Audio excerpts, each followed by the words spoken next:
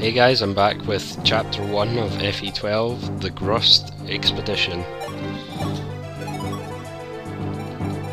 So, there have been some changes to the preparation window, so I'll go through them. After every chapter you have different conversations in here. For example, usually one is with Jagan. He usually tells you what's going on in that map, those two, and sometimes you have one with Marth as well. And the ones with 1 star are usually support conversations, like this one. Usually they have a 1, 2 or 3 after it, which is basically C, B and A ranks. And they give different bonuses depending on what level or the rank you have. This one's with Ryan, level C, and that will give you +5 hit and +5 avoid when you're in a 3 space radius. The B level will give +10 hit and +10 avoid, and the A level will give +10 hit, +10 avoid, +5 critical and +5 critical evade. And here's the other 2 new options in the game. Well, in the preparations window, I should say. And this is reclass, which you should remember from Shadow Dragon, and I'm only ever going to use this once, basically. And that is to change my unit into a pirate, which I will do now, because you can start as a pirate. I don't like using reclass. I don't know why. It can make units better, but I just prefer to leave units in the class they came in. Having like a priest become, I don't know, a myrmidon or something just seems ridiculous. And here's your store where you buy, sell stuff, standard stuff, and forge as well.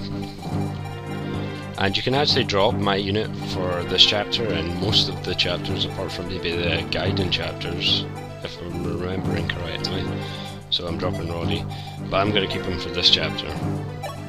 And I might drop him from some chapters, because he can take up quite a lot of the kills just by enemies running into him.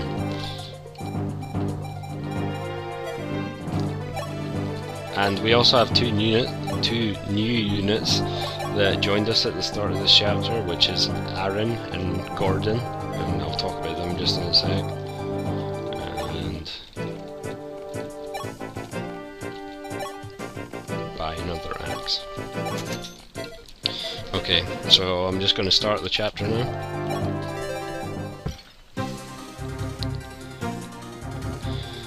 Here's Lang. He's pretty much a bastard, and that's the whole point of the first 4 chapters. You want to go and kill him, basically. I think it's the first 4. I think he's the boss of the 4th chapter. So anyway, yeah, here's our first chapter. It's not particularly long, and on the throne here is Lorenz, who the objective of this map is technically to speak with him with Marth, but you can kill him for experience, but you're not supposed to.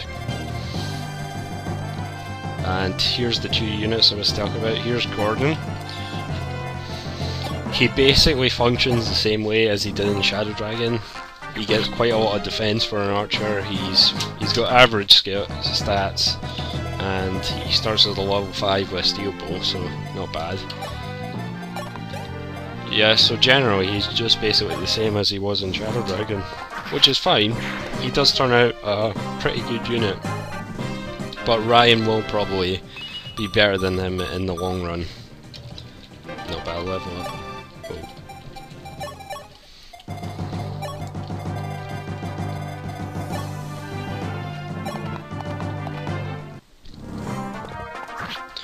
And then the other unit we have is Aaron, who basically functions as the Jagan or Jigan unit of this game. He's got meh base stats for a level 3 paladin, very meh, and his growths are pretty terrible. But generally on the higher difficulties he's much more useful, and he's pretty much mandatory to get past the first parts, but otherwise he's not much use.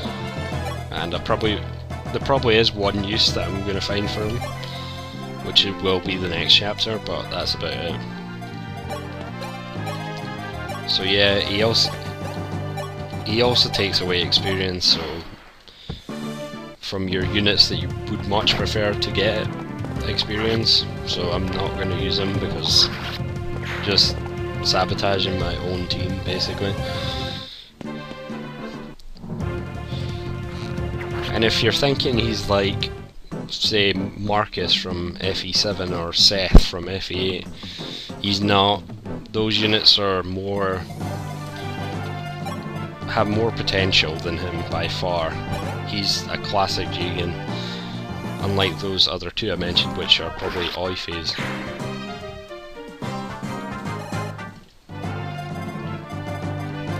And here we got a thief that came out of this cave, so Ryan's going to shoot him. Or try to, of course.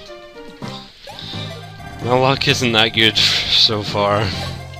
Apart from the level ups, they've been pretty good. Oh, what am I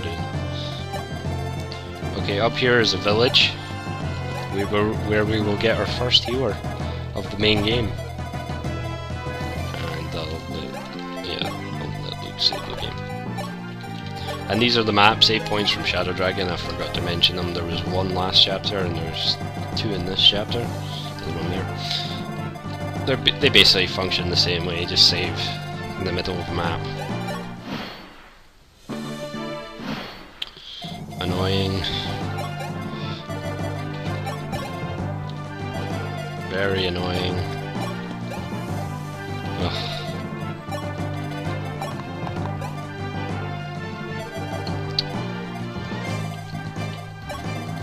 Luke needs this kill actually now I think of it, or do some damage. That's fine. 1 damage. Well done, thief.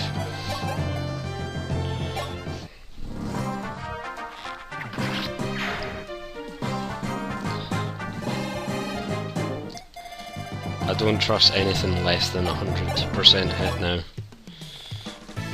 And like I said, our first healer of the main game is... wait for it. Here we go, Malicia. Or Malicia. I'll go for that, Malicia.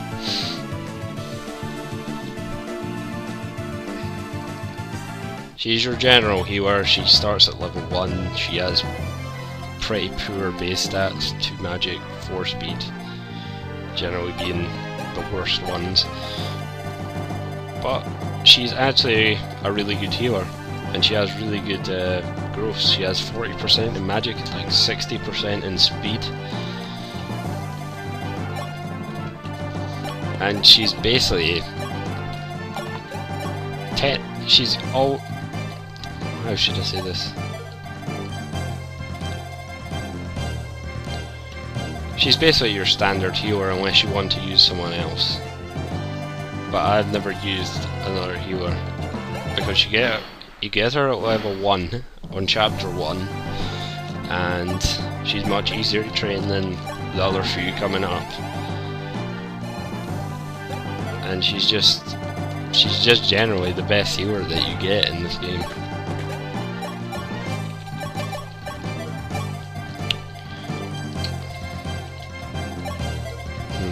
Where do I want to go?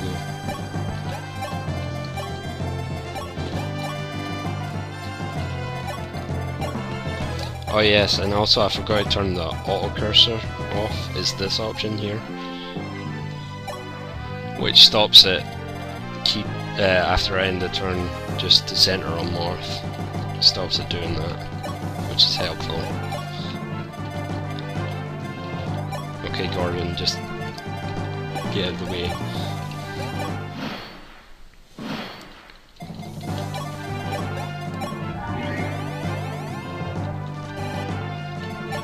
I'm gonna stick Luke on here with an iron sword. And here's Ogma talking to Lorenz. So I'm just gonna skip this. Ogma goes away with two of the characters that you'll see later.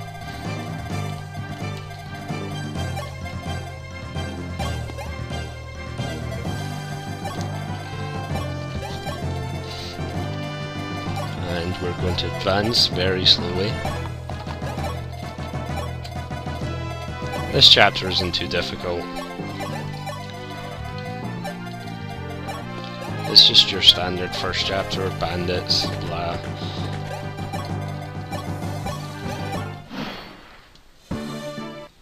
And Luke should be able to take these guys pretty easy.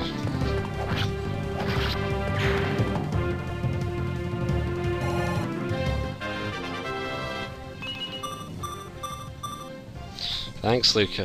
A good level up. I was starting to worry. Well, he's had decent level ups up to now, but I was saying he is the most consistent unit in the game, and then he's starting to suck a bit.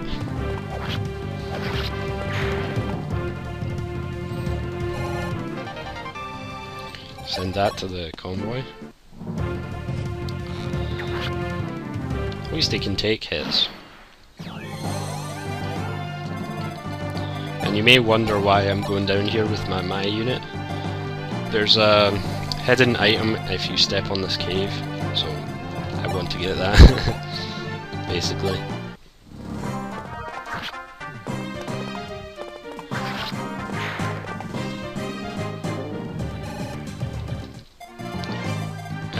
And I'm not sure if I talked about these guys before, but these are the barbarian class. This translation patch calls them brigands, but they're essentially brigands.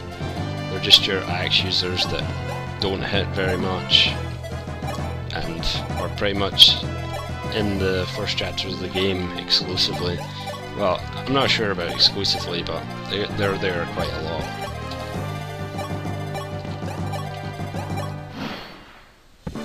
And they weren't in Shadow Dragon, and they were only in FE3, so obviously this is a remake of FE3, so that's why they're in here.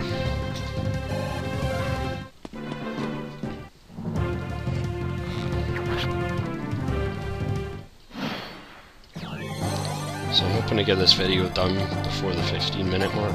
So here, you wait on here. Ta-da! This is a boolean. I think that's the name for it. A small one, and it gives you 5,000 gold when you sell it. So useful. Marth starts out pretty powerful actually. Much better than he did in Shadow Dragon. You can actually double things when he's starting it off. But you'll still want to give him the odd level here and there. Okay, so all we've basically got to do in this level is just talk to Lorenz. I think that's everything.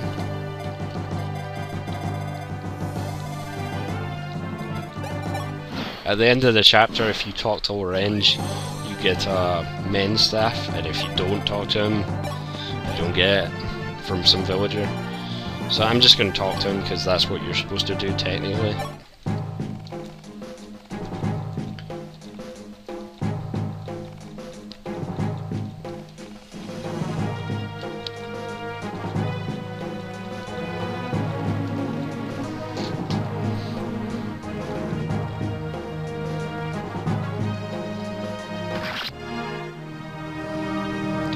And in FE3 he made an explosion sound, which kind of, I don't know, it just seemed weird, but basically it strongly implies that he killed himself there, sadly. And here's the bit I was talking about, you get a men's staff if you talk to him. I don't know if that is better than the experience you would get. And here's two of the characters, Ubello and Yumina. And we'll meet them soon-ish. Chapter 4. And more of Lang being a bastard and taking them away.